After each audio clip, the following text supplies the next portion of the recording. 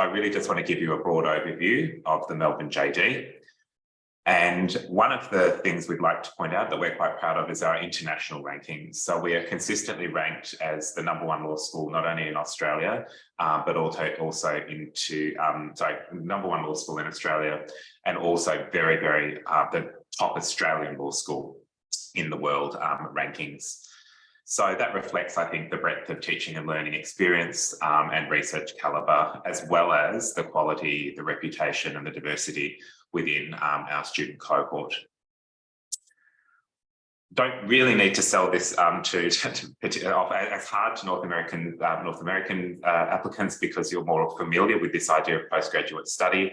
But one thing that does set the JD apart is that it is taught at this graduate level. It means that students bring sort of an intellectual and social maturity to the classroom, and also a range of pretty well-developed skills from their undergraduate studies. We don't have massive lectures. The classes are taught in seminars, so it's very discussion-based, with the opportunity for you to participate and for you to be asking questions and to get to know your peers quite well as your teacher. We have a range of clinical legal education opportunities available. So what you can see on the screen there now are just some of the clinics that run some of these will run each year. Most of them will run each year. Advice for those with a disability, to those from low socioeconomic circumstances who may have tax issues. NDIS is an Australian government funding model for disability funds. And most relevantly today is the Law Apps subject, which our student participants will speak to you about what they did in that subject, what they came up with. So there's these opportunities for the development of practical skills.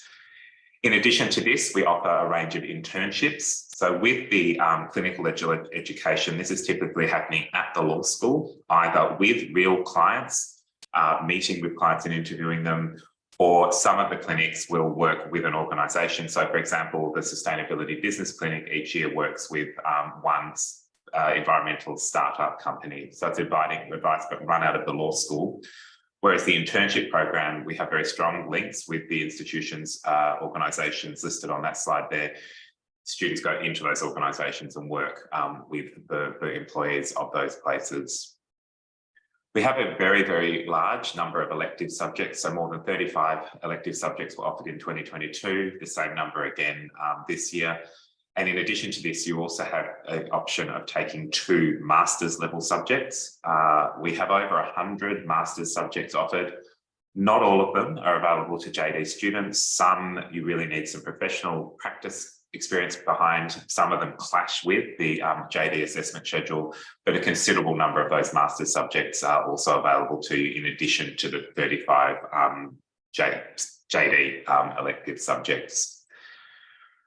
We recognise that even though students come with well-established study skills in other disciplines, we need to assist you to, as quickly as possible, develop your legal skills. So we do that in a few ways. We run an intensive 2-week subject in February before the first semester starts, and that's called Legal Method and Reasoning, taught in small groups of around 30.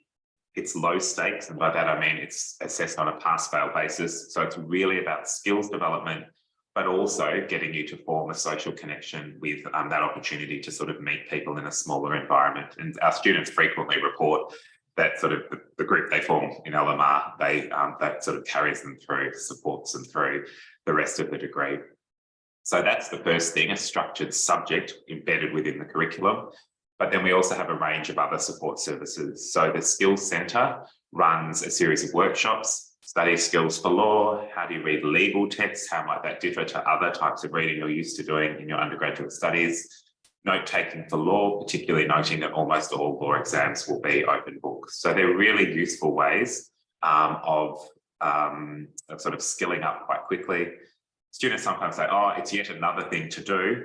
But my experience from speaking to students is if you spend the 1 hour going to the reading legal text seminar, for example, you start moving through that material much more quickly. So they're quite popular with our students. There are one-on-one consultations available with members of the Academic Skills Centre. So you might be able to, for example, show them a draft of some, but not all assignments and get some general feedback, not so much about the substance of your argument, but the structure of the argument, how clearly is it expressed, how are those legal skills developing. So we're quite proud of those services. There's publications, a guide to academic success, a blog that contains advice from staff and also former students, and then also the EAGLE program, the Early Academic Guidance for Legal Education. That's a program that now runs for both first and second year students, and it's very closely tied to the style of assessment that you can see that you will be required to complete in the compulsory subjects in those years. It's taught in very small groups by later year students. So they can give you an example. Okay, torts is going to require you to do a research essay. Here are the resources that are available to support your research and some strategies around doing that. In another subject, obligations, you'll be given a hypothetical scenario. You'll need to respond to that. This is how you go about pulling the facts from a hypothetical, how you structure a response to that. So that's another support service that's there for you. We do have international opportunities as well. One of those opportunities is through our degree partnership program. And the way that works, it's slightly different for each institution, but essentially what happens is you are able to complete a master's degree from one of the institutions listed on the screen there, as well as the JD within 3.5 years of full-time study. It doesn't mean you have to study full-time to be able to complete the master's program, but I'm just sort of giving you an indication of how long it would typically take. I need to be clear that entry into the JD does not guarantee entry into one of these master's programs. So you'd need to meet the entry qualifications or requirements, I should say, of NYU or Cambridge or Oxford or wherever you might wish to go. Essentially, the way it works is you would end up doing fewer elective subjects at Melbourne, and we would credit some of the master's study that you do towards your degree. So that's how you're able to move through and get the 2 degrees in only 3.5 years. In addition to this, there are also international subjects that are offered by the law school. That offering was somewhat decimated in 2020, and we're slowly building it back up, particularly at the moment, looking more closely in the Australia and Asian region. So we have a subject that travels to New Zealand that looks at Indigenous law from a comparative perspective. We have a law and legal practice subject, which sees students actually work in institutions in Indonesia.